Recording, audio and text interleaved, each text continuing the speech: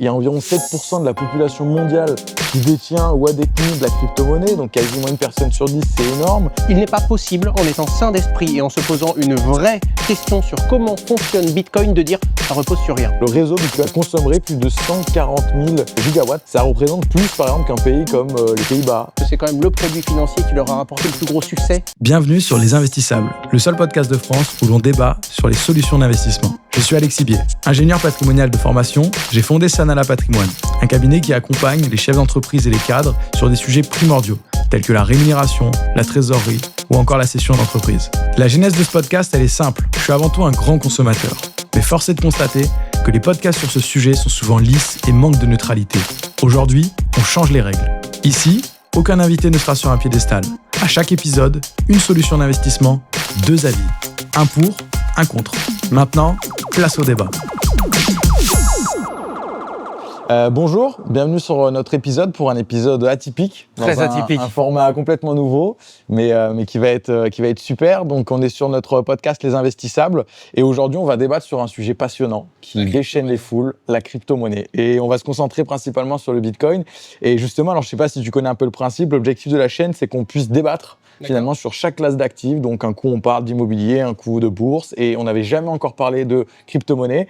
Et l'objectif c'est qu'on ait à chaque fois une personne qui est plutôt experte dans ce domaine et qu'on trouve aussi une personne qui soit plutôt anti. D'accord. Bon, pour cet épisode, on n'a pas trouvé de personne anti. C'est les meilleurs débats.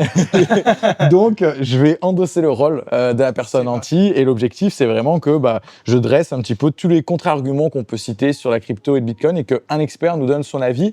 Ce que je te propose avant, parce qu'il y a peut-être certaines personnes, rares personnes qui ne te connaissent pas, c'est que tu te présentes en quelques mots. Je m'appelle Owen Simonin, sur les réseaux sociaux je m'appelle Hasher, je fais des vidéos et du contenu, je vulgarise la blockchain, les crypto-monnaies et ce monde qui était barbare à l'époque mais l'est de moins en moins depuis 2016 sur YouTube, les réseaux sociaux, mais j'entreprends aussi.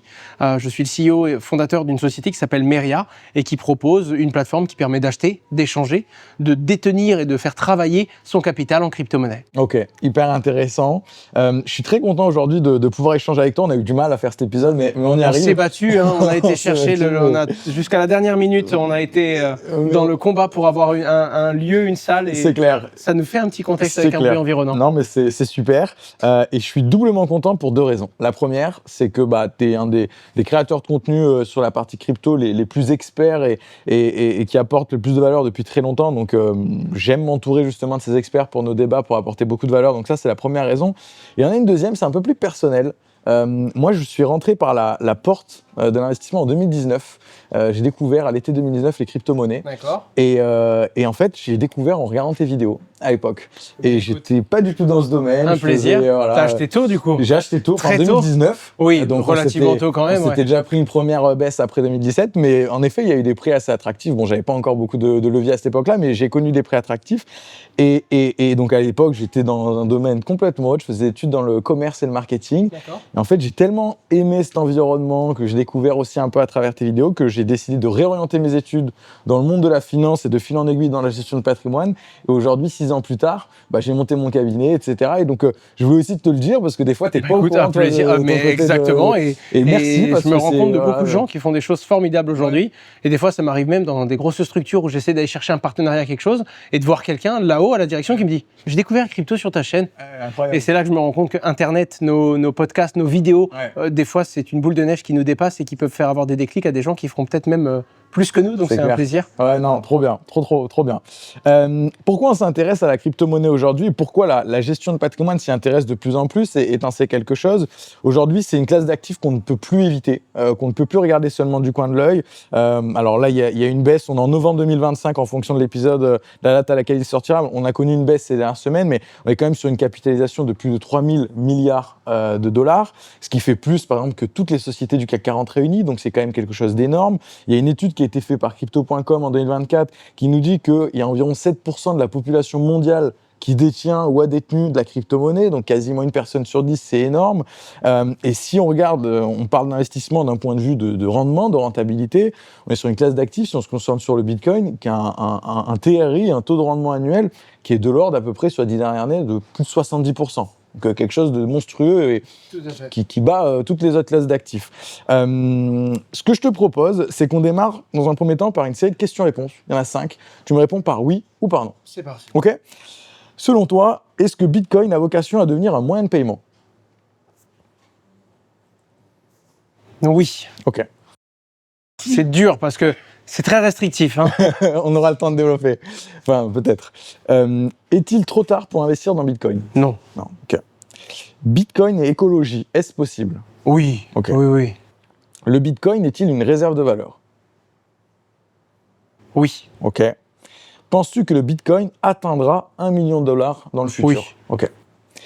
Alors, comme je te l'ai dit, on va exposer tous les poncifs qu'on entend On y souvent. va. C'est génial. Je trouve ça, c'est la bonne approche. Le premier qu'on entend très souvent, c'est « ça ne vaut rien ». C'est une bulle. Et moi, ce que je te propose, avant de m'expliquer si ça vaut quelque chose, est-ce que c'est une bulle, c'est finalement de me définir, mais pas de le définir comme que tu pourrais le faire à quelqu'un de 18 ans qui est dans cette génération, mais comme tu pourrais le faire à un grand-parent. Moi, quand j'en parle à mon grand-père, il dit « mais qu'est-ce que c'est ? C'est du vent ?» Comment tu pourrais l'approcher de manière ultra pédagogue ? Qu'est-ce que c'est le Bitcoin et la crypto-monnaie de manière générale ? C'est la toute première monnaie qui n'est pas émise par une banque centrale, dont on ne peut pas modifier la supply, on ne peut pas en imprimer, on ne peut pas faire tourner la planche à billets. Elle est purement numérique, elle n'a pas du coup de banque centrale, mais elle est contrôlée, vérifiée et sécurisée par ses utilisateurs, pour ses utilisateurs. Et surtout, il n'y en aura jamais plus de 21 millions. C'est-à-dire qu'elle est totalement limitée, et bien que ce soit quelque chose de purement virtuel et numérique, c'est la toute première fois qu'on a quelque chose d'unique. La blockchain, la technologie derrière Bitcoin, a apporté l'unicité numérique. Et donc, il y a 21 millions d'unités. Si tu en prends une, que tu la mets sur un compte et que tu perds l'accès à ce compte, il n'y aura plus que 20 999 999 unités. Bien que ce soit virtuel, on ne peut pas en recréer, on ne peut pas le multiplier. Et c'est ce qui fait de cette monnaie la toute première monnaie unique, décentralisée parce que contrôlée par un réseau qui n'est pas centralisé par une banque centrale, où il n'y a pas de roi assis sur le siège de ce royaume, si tu veux. C'est, selon son titre d'origine, Peer-to-Peer Cash Electronic System, un système d'échange de valeurs de particulier à particulier. Ok, très intéressant. Et justement, en allant un petit peu plus loin, qu'est-ce que tu répondrais, qu'est-ce que tu réponds quand on te dit, mais finalement, c'est purement spéculatif, c'est basé sur rien, c'est une énorme bulle, on entend souvent, on corrèle ça souvent aux tulipes, qu'on a connu par le passé sur les marchés financiers. Qu'est-ce que tu réponds à ce genre d'argument ? Lisez un article sur Bitcoin, renseignez-vous un petit peu. Okay. Quelqu'un qui est capable de tenir ce discours-là, c'est une personne qui n'a pas consacré plus d'1 minute au fonctionnement de Bitcoin. Okay. C'est aussi simple que ça. Okay. C'est exactement comme les gens qui, à l'époque d'Internet, disaient « ouais, ça sert à rien, ça ne changera pas », ou à l'époque des mails, dire « non, mais on n'abandonnera pas le papier ». Ce sont des gens qui n'ont strictement rien compris et qui n'ont pas fait la moindre démarche intellectuelle de compréhension. Ouais. Il n'est pas possible, en étant sain d'esprit et en se posant une vraie question sur comment fonctionne Bitcoin, de dire « ça repose sur rien ». Est-ce que c'est spéculatif ? Oui, mais comme tout, l'achat et la vente, les monnaies sont volatiles, l'or est volatile, un peu moins, beaucoup en ce moment, en tout cas dans le bon sens, mais l'or est volatile, le Bitcoin l'est aussi. C'est vrai que le réseau est décentralisé, son fonctionnement, sa sécurité est totalement décentralisée. Maintenant, quand une banque achète 3% des Bitcoins, ça le fait monter le prix, et quand une banque la vend, elle le fait chuter. C'est une vision qui va s'opposer finalement à la vision keynésienne de la monnaie. C'est l'école autrichienne, très libérale d'un point de vue économique, sur la liberté des marchés et sur le fait qu'il y a, entre guillemets, une vraie monnaie qui va se faire valoriser par la confiance que ses utilisateurs ont en elle, et non pas, comme nous aujourd'hui, la confiance que nous avons entre un État, qui lui va battre monnaie. À l'époque, il y avait Bretton Woods, mais il y a eu ces accords et du coup, on n'est plus obligé d'avoir de l'or pour pouvoir émettre de la monnaie, donc on fait tourner à l'infini cette planche de confiance. Bitcoin s'oppose à ça en disant non, nous, il y a 21 millions d'unités, c'est inviolable, c'est infranchissable, c'est mécanique, c'est un code. Du chiffre transparent, immuable, et c'est un algorithme qui, entre guillemets, est gardien du fait qu'il n'y aura pas plus d'unités. Ok, très intéressant. Juste pour préciser ce que tu précises, ce dont tu parles, les accords de Bretton Woods, c'est qu'avant, en effet, c'était 71 de mémoire. Pour imprimer de l'argent, il fallait systématiquement être backé en or, avoir l'équivalent en or de l'argent qu'on imprime. Et depuis 71-74, c'est fini, donc on peut faire la planche à billets littéralement. Sur besoin. Exactement. Et ce que pourrait répondre aussi quelqu'un de très cartésien, c'est finalement, ok, c'est très beau, mais à quoi ça sert ? À quoi ça sert d'avoir, cette monnaie numérique qui potentiellement peut prendre de la valeur à terme ? Quel est son objectif ? Pourquoi on l'a créé, cette monnaie ? Premièrement, à quoi ça sert d'avoir une monnaie ? À échanger. À échanger, à conserver de la valeur à travers le temps. Toutes les monnaies que nous avons perdent de la valeur. La courbe de Bitcoin dans le futur, je ne peux pas la dessiner, même si j'ai ma conviction. Par contre, je peux dessiner la courbe d'à peu près toutes les monnaies. Ouais. C'est normal. Alors oui, l'impression monétaire ne crée pas tout de suite de l'inflation, c'est pas aussi simple et vrai de dire ça, mais faire tourner la planche à billets à l'infini ne peut que créer de l'inflation et dévaluer la monnaie. Eh bien, c'est une monnaie qui ne fera pas ça, déjà. C'est un plan B. Ensuite, c'est une monnaie qui concerne tout le monde. 24 heures sur 24, week-end et jours fériés, elle est numérique. Une portabilité complètement folle, qui n'est pas régie par des institutions qui peuvent, sur une question de faciès ou non, dire toi oui, toi non. N'importe qui a les mêmes droits, que ce soit votre couleur de peau, votre religion, ce que vous avez entre les jambes. Bitcoin n'en a rien à cirer, c'est un algorithme, il n'y a aucune discrimination sur Bitcoin, et il donne les mêmes accès à n'importe qui, où que vous soyez sur la planète, à partir du moment où vous êtes connecté à Internet avec votre téléphone ou un ordinateur. Okay. Ce qui est déjà un bond énorme par rapport à beaucoup de monnaies. Surtout qu'on est dans un monde où un tiers des gens sont encore débancarisés. Oui. Et d'ailleurs, dans beaucoup de pays, les gens utilisent Bitcoin par la nécessité. Nous, c'est vrai que dans un pays développé comme le nôtre, avec un système financier qui, pour l'instant, tient bien, avec un système monétaire qui, pour l'instant, satisfait beaucoup de monde, c'est pas un sujet. Les pays qui utilisent le plus Bitcoin, ce sont des pays qui sont en voie de développement, ce sont des pays où il y a une inflation grave, ce sont des pays où la monnaie s'est effondrée. Regarde le Venezuela, c'est la nécessité qui a poussé vers Bitcoin. Et des gens qui n'ont jamais été un distributeur et qui n'ont jamais vu leur retrait refusé alors que c'est leur argent, et quand ils doivent rendre des comptes sur pourquoi est-ce qu'on m'a bloqué mon compte, pourquoi je dois justifier mon argent que j'ai gagné, eh bien ce sont des gens qui plus tard comprendront peut-être Bitcoin, mais il est vrai, il faut le reconnaître, dans un pays développé où tout va bien, où on considère que tout va bien, l'utilité ne se fait pas sentir autant que dans un pays qui a besoin de cette alternative. Bien sûr, et c'est hyper important ce que tu dis parce que peu de gens font le rapport, mais aujourd'hui, Bitcoin, pour la plupart, et moi je le vois avec mes clients qui investissent, c'est juste une classe d'actifs comme parmi tant d'autres, comme la bourse, l'immobilier, et on voit peu finalement l'utilité en tant que telle. Et finalement, que j'achète un ETF S&P 500 ou un peu de crypto-monnaie, l'un dans l'autre, c'est un petit peu la même chose. Ça transfère de la valeur, c'est limité. C'est considéré comme beaucoup pour un or numérique, même si la volatilité n'est pas du tout la même parce que l'actif est bien plus jeune. Et surtout, il est portable, il est numérique, ce qui enlève, entre guillemets, l'un des plus gros défauts de l'or, le stockage, la conservation, l'auditabilité. Bitcoin est totalement transparent, n'importe qui peut suivre le nombre d'unités qu'il y a, et même si quelqu'un trouvait un jour un bug sur Bitcoin et trouvait un moyen d'en créer des nouveaux, on le verrait tous instantanément. Et donc, on n'aurait plus confiance. Et donc on vendrait tout, et donc il vaudrait rien. Okay. Donc c'est un empire qui est inviolable, et si quelqu'un arrive à trouver une faille, il n'a aucun intérêt à être le plus sharp des requins, parce que sinon il va juste dévaluer le monde dans lequel il a pris le lead. C'est assez dingue. C'est une super belle horloge aussi. Pour quelqu'un qui aime les mathématiques et son fonctionnement, en plus de ça, c'est basé sur un système mathématique de proof of work, donc de calcul de machine, qui consomme de l'énergie. On ne peut pas le falsifier de l'énergie. On ne peut pas falsifier la création de Bitcoin.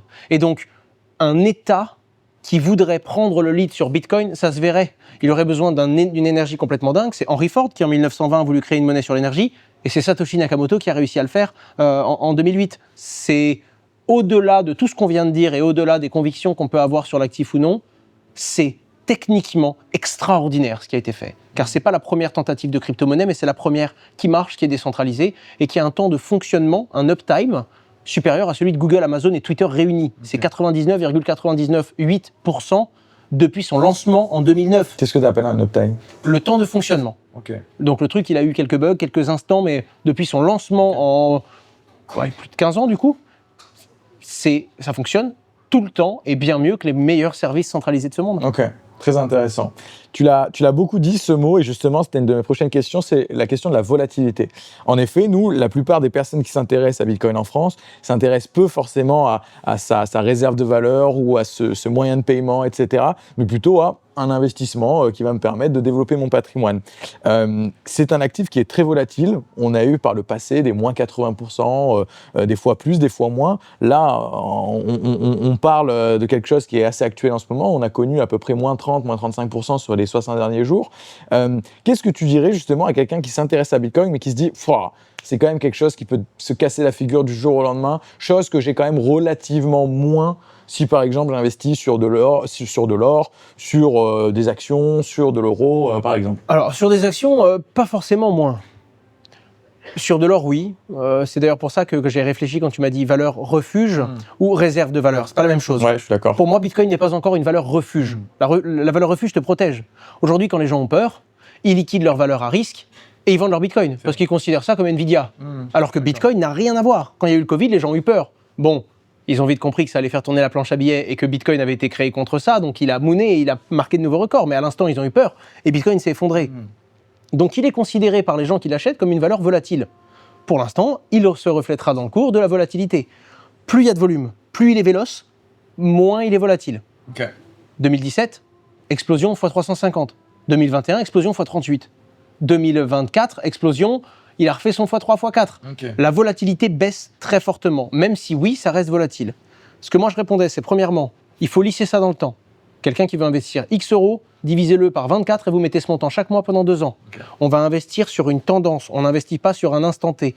Plus on se rapproche du court terme, plus sur une jeune technologie volatile comme celle-ci, qui en plus vient à peine de rentrer à Wall Street et qui est considérée par ces gens qui aujourd'hui ont beaucoup d'influence sur le cours comme une valeur tech, ça va suivre le Nasdaq. C'est très proche. Il faut bien comprendre que comme c'est totalement, entre guillemets, géré par le marché, si les gens paniquent et le vendent, il baissera. C'est pas une question du fonctionnement, c'est une question de comment les gens le considèrent. Donc, le lisser à travers le temps et comprendre que sur du très court terme, c'est du pile ou face. Et à ce moment-là, si vous voulez vous donner des frissons, vous pouvez aller au casino le plus proche du coin. Quand on investit sur Bitcoin et qu'on y croit, on investit sur sa proposition de valeur. Déjà, on n'investit pas tout dessus. Ensuite, on n'investit pas tout d'un coup. C'est linéaire et on conseille le DCA ou l'entrée progressive. Et pour finir, on ne dit pas qu'il faut tout investir sur Bitcoin. On dit qu'il ne faut pas tout investir sans lui. Il ne faut pas tout miser sans avoir Bitcoin, qui pour beaucoup, Bitcoin est un plan B de ce qui pourrait se passer si jamais un jour ça tourne mal. Ok, très intéressant. Hop, je vous arrête quelques secondes. Si vous souhaitez creuser le sujet qu'on est en train d'écouter ensemble, vous pouvez directement prendre rendez-vous avec moi ou un conseiller en cliquant sur le lien dans la description. Et pour nous soutenir, vous pouvez liker, commenter et surtout vous abonner. Je vous embête pas plus, bon épisode.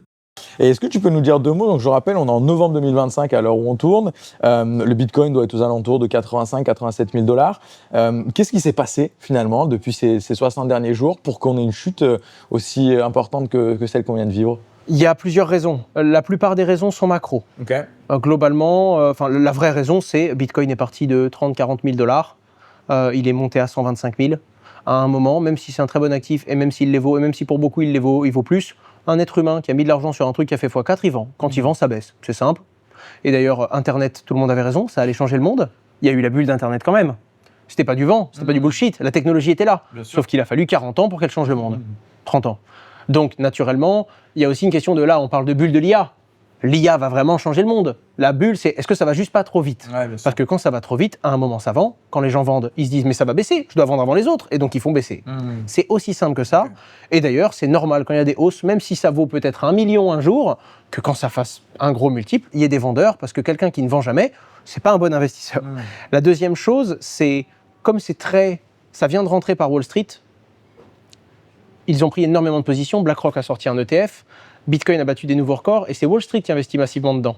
Et Wall Street, c'est une nouvelle typologie d'investisseurs qui, injecte beaucoup d'argent, plusieurs pourcentages de Bitcoin en très peu de temps, et 2, est très regardé. Quand Wall Street achète, ça galvanise le marché. Quand Wall Street vend, ils ont peut-être vu un truc qu'on n'a pas vu, on a peur. Donc, non seulement ils ont un certain impact financier, et en plus, c'est très regardé. Ce sont des gens qui n'ont pas les mêmes convictions que les techos qui utilisent Bitcoin depuis toujours. Ce sont des gens qui voient ça comme une ligne volatile, risquée de leur portefeuille. Et comme tout le monde le voit comme ça, c'est réellement un actif qui se comporte comme une ligne volatile et risquée. Et donc, naturellement, quand on passe risk-off, les taux d'intérêt directeurs, le shutdown, le manque de visibilité sur la situation, ça touche les marchés américains, ça touche les valeurs de la tech, ça touche les crypto-monnaies. Très simplement, par effet domino. Et en plus de ça, il y a MicroStrategy, qui est une société qui en accumule et qui fait un gros levier sur Bitcoin. Et si un jour, elle n'arrive pas à payer ses dettes, elle devra vendre du Bitcoin alors qu'elle en a un stock d'aimant. Et quand tu as un stock d'aimant et que tu dois vendre ton Bitcoin pour rembourser tes dettes, tu as peur de créer un cercle vicieux. C'est peut-être l'une des causes très crypto qui accélère cet écosystème-là, mais la raison principale, selon moi, c'est le truc est descendu à 25 000 $ il y a quelques années et il est monté à 125 000. À un moment, il y a des gens qui se sont dit, bon, peut-être qu'on a fait le top de cycle, peut-être qu'il faut que le cours respire un peu, donc on vend. Et d'ailleurs, certains se sont dit qu'il allait beaucoup plus bas. Et là, pour l'instant, on voit qu'il a eu du mal à passer en dessous des 100, puis en dessous des 90, il est redescendu à 80, il est remonté à 90. Ça se bat. La nouvelle norme, la nouvelle moyenne, un cours raisonnable pour les mois qui arrivent est en train de se dessiner. Hyper intéressant. On va arriver sur un nouveau sujet, et je pense que c'est peut-être celui qu'on entend le plus. C'est justement Bitcoin et l'environnement et l'écologie et sa consommation, son impact climatique. Il y a une étude qui est sortie il n'y a pas très longtemps, c'est The Best Broker qui a sorti ça, qui a dit que Bitcoin, le réseau Bitcoin, j'entends, consommerait plus de 140 000 gigawatts, soit, alors c'est difficile des fois de s'en rendre compte, ça représente plus par exemple qu'un pays comme les Pays-Bas, comme je crois que c'était la Finlande ou la Norvège, ouais, exactement. Qu'est-ce qu'on pourrait dire, toi, quand quelqu'un te dit « Ah oui, mais ce que tu nous proposes là, c'est quelque chose qui détruit la planète, ultra polluant », qu'est-ce qu'on répond à ça? Alors, premièrement, on doit comparer ce qui est comparable. On ne peut pas dire que Bitcoin consomme plus qu'un pays. Est-ce qu'on sait combien ça consomme Visa? C'est un réseau de paiement Visa, ça aurait déjà plus de sens de comparer Visa à Bitcoin.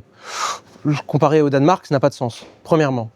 Deuxièmement, ça consomme autant que le Danemark, peut-être, mais ça consomme aussi autant que les guirlandes qu'on met à Noël. Ah bah dit comme ça, c'est pas pareil. Ensuite, on parlait beaucoup de la consommation de Bitcoin, mais depuis qu'il y a l'intelligence artificielle, on peut vraiment faire un calcul de la consommation de l'intelligence artificielle, parce que Bitcoin, c'est un pet dans la tornade de la consommation de l'intelligence artificielle. Et pour terminer, et en fait, c'est pas vraiment pour terminer, il y a 3 choses à comprendre. Premièrement, Bitcoin consomme de l'énergie que personne ne veut.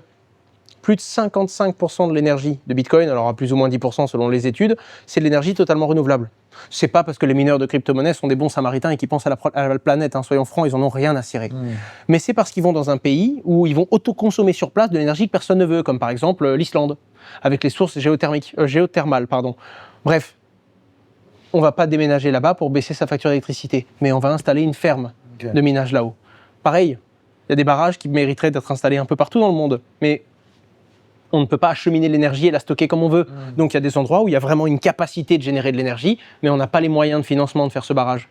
Avec le minage sur place et la capacité d'autoconsommer, ça devient intéressant de financer le site, de développer cette capacité à extraire de l'énergie renouvelable et à miner. En plus de ça, les fermes de minage ont un super taux d'effacement. C'est-à-dire qu'au Texas, par exemple, quand la population en a besoin, elle a la priorité sur l'énergie. Et pour financer ces énergies qui arrivent à générer énormément de puissance, eh bien, dès que la population n'en a pas besoin, ça passe automatiquement dans les mineurs. Tu veux dire, on peut vite mettre on-off, entre guillemets, la machine de minage? Tout à fait. Okay. Et en plus de ça, il y a une capacité, donc le taux d'effacement, c'est sa capacité à s'effacer du réseau pour laisser l'électricité ailleurs. L'autre point, et ça c'est plus dans la R&D, mais un chauffage consomme autant qu'un mineur de crypto-monnaie. Ils dégagent tous les deux autant de chaleur. La différence, c'est qu'il y en a un, c'est on fait chauffer une résistance pour chauffer votre salon.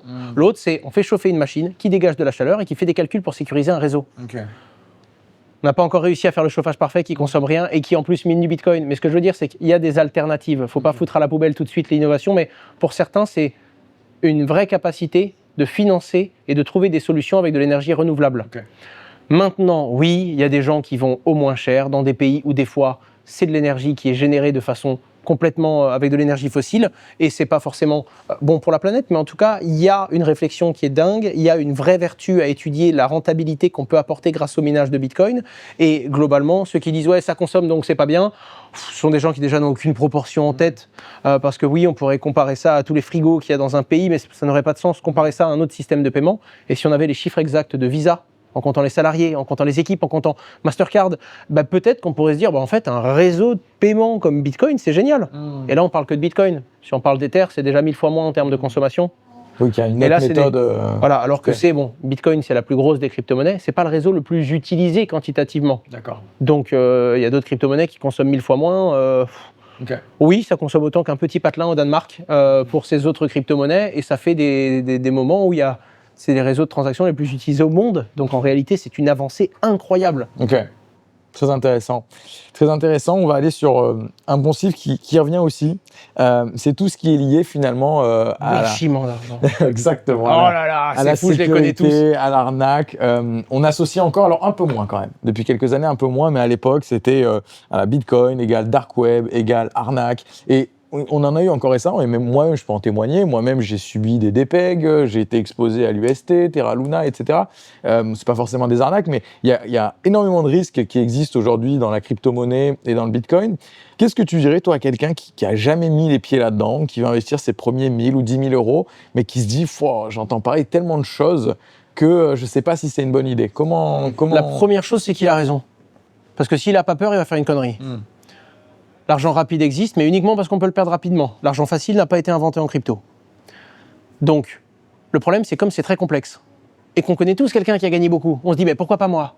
Et du coup, on va investir dans un truc qu'on ne connaît pas. Et du coup, on est prêt à accepter beaucoup de risques sans comprendre. C'est l'endroit parfait pour mettre une arnaque. Il y a beaucoup d'arnaques en crypto-monnaie parce que c'est nouveau. Ouais. C'est tout comme le mail de « vous avez gagné un iPhone ». Ça nous paraît complètement stupide aujourd'hui. Il y a plein de gens qui cliquaient dessus au début. Ils n'étaient pas cons, les gens, au début. C'est juste que c'était nouveau. On se dit que c'est possible, c'est nouveau, c'est l'air du temps, c'est le web, c'est exactement pareil. Ça paraît complexe, on ne comprend pas tout et on vous demande de nous faire confiance, donc c'est le meilleur endroit pour mettre une arnaque. Ça ne veut pas dire que les crypto-monnaies en sont une. Ça veut dire que c'est l'endroit parfait où le monde de l'arnaque se positionne aujourd'hui parce que les gens avancent sans réfléchir. Faites votre diligence, prenez le temps, rapprochez-vous de sociétés régulées, renseignez-vous. Et la première chose que vous devez investir, c'est votre temps. Premier point. Deuxième point, il y a une complexité technique, il y a un glossaire, c'est quelque chose de nouveau. Donc naturellement, il va y avoir une phase d'apprentissage où on va devoir comprendre ce glossaire.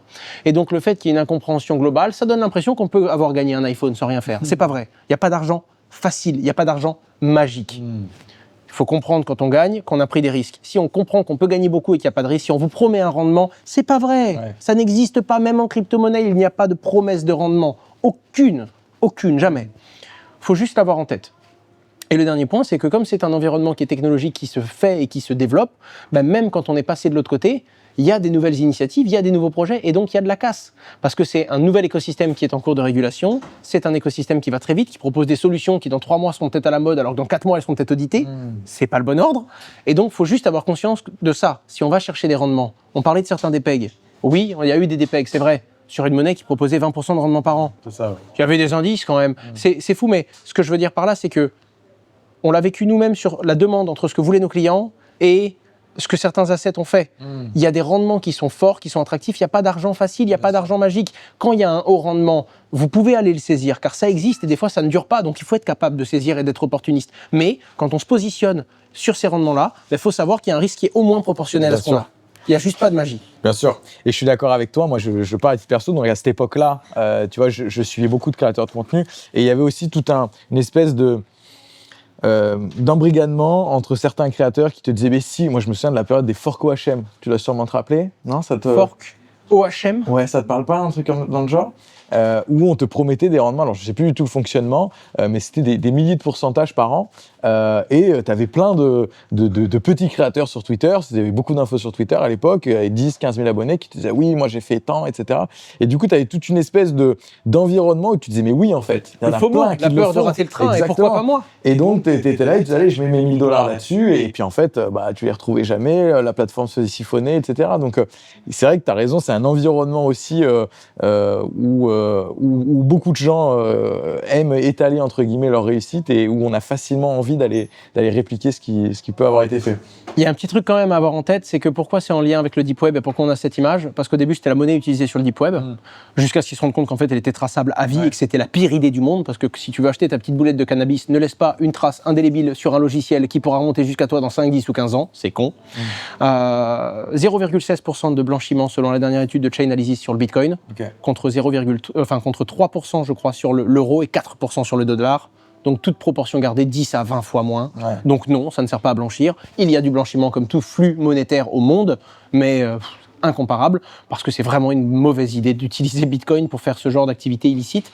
Et il y a même une connotation un peu gambling au début, parce que c'est les toutes premières activités réelles qui avaient plugué Bitcoin, c'était des sites de poker en ligne. Et donc tu as un peu cette connotation de ça vient du web, ça vient de la tech, ça vient des tréfonds d'Internet, et les premiers qui ont eu des usages se sont dit on va faire du casino avec. Donc naturellement, tu as cette odeur qui remet en cause, mais Bitcoin, ce n'est pas que ça. À partir du moment où on crée une monnaie libre où n'importe qui peut faire ce qu'il veut, il y a des gens qui vont faire des choses merveilleuses avec, mais on ne peut pas juger l'outil. Un marteau, c'est un marteau, mais si tu le prends et que tu le plantes dans la tête de ton voisin, c'est une arme de crime. Et donc, il ne faut pas juger la technologie en elle-même, tout comme Internet est un outil merveilleux, incroyable. On sait très bien qu'il y a des gens qui utilisent Internet pour faire des choses terribles. Sauf que sur Bitcoin, c'est traçable. Et donc, les gens évitent de l'utiliser pour faire des bêtises, surtout qu'aujourd'hui, on connaît les outils qui sont déjà très bien connus des forces de police pour suivre toutes ces activités. Ok, très bien. T'as encore combien de temps? 2 minutes. Ok, on va aller très vite. C'est parti, on attaque. Dernière question, dernière problématique, c'est ce qu'on entend aussi souvent sur le problème de concentration, notamment avec les ETF Bitcoin, où on dit aujourd'hui on a certains acteurs, les Grayscale, les BlackRock, les plateformes, qui engrangent énormément de pourcentage de Bitcoin. Qu'est-ce qu'on répond par rapport à ça et quel est le risque finalement réel par rapport à ces grosses baleines qui existent? Quand on veut une monnaie libre que tout le monde a le droit de se saisir de façon permissionless, donc sans demander la permission, on autorise aussi les banques à le faire. Pour certains, ça tue un peu l'idéologie, puisque Bitcoin a été créé sur la crise des subprimes en 2009, discussion 2008, premier lancement de la blockchain février 2009, en mode, voilà, les banques vont soit faire faillite avec l'argent des particuliers, ou alors l'État va renflouer les banques avec l'argent des particuliers. On sait qui trinque finalement, c'est nous.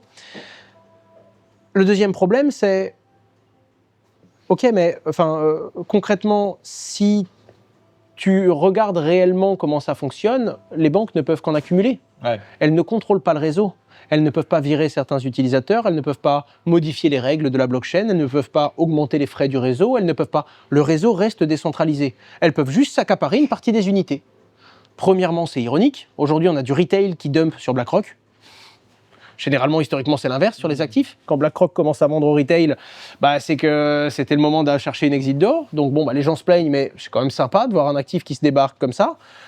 Ensuite, ça en dit long quand même. Si BlackRock décide de rentrer maintenant, c'est que les perspectives d'avenir sont quand même intéressantes, parce que c'est quand même le produit financier qui leur a rapporté le plus gros succès de toute leur histoire. Ils ont fait mieux que l'ETF de Vanguard qui avait dépassé les 10 000... pardon, je vais dire une bêtise. Je crois que c'était les 10 milliards ou les 100 milliards en X temps. Je sais plus, mais j'ai vu que c'était le meilleur record démarrage, absolu, et c'est surtout le meilleur produit financier de BlackRock aujourd'hui. C'est pas juste un petit produit comme ça, c'est leur meilleur produit ever. Et pour finir, il y a un truc qui est intéressant avec ça, c'est que oui, quand on achète beaucoup de Bitcoin et qu'on a beaucoup de moyens financiers, on a une capacité à faire baisser son prix. Car si on vend, on le fait baisser. Bien sûr. Mais c'est une opportunité d'achat pour les autres quand ça baisse. Et ensuite, BlackRock détient pour compte de tiers, comme les gros exchanges détiennent pour les autres. Un gros acteur peut faire baisser le prix en vendant tout, mais déjà, il n'a pas intérêt à faire baisser le prix en vendant parce qu'il se cannibalise lui-même entre la première et la dernière unité qu'il vend. Et pour finir, c'est le seul droit qu'elle s'achète. Le droit de faire baisser le cours et de l'affluer, parce que quand on en a beaucoup, si on a envie de vendre, on fait peur. Si on a envie d'acheter, on fait monter le prix. Tout comme une grosse boîte qui rentre et qui veut acheter une action, on peut faire monter. Tout comme Warren Buffett annonce se positionner sur MicroStrategy. Je suis d'accord avec toi. Il ne contrôle pas plus l'entreprise que ça, parce que contrairement à un titre, il ne donne pas de droit de vote, il ne donne pas de contrôle sur le réseau. La détention de Bitcoin ne vous donne que le droit de l'acheter ou de le vendre. Okay. C'est sûr que quand vous en avez 2, vous n'allez pas faire bouger les prix. Quand vous en avez 3 ou 4%, vous pouvez.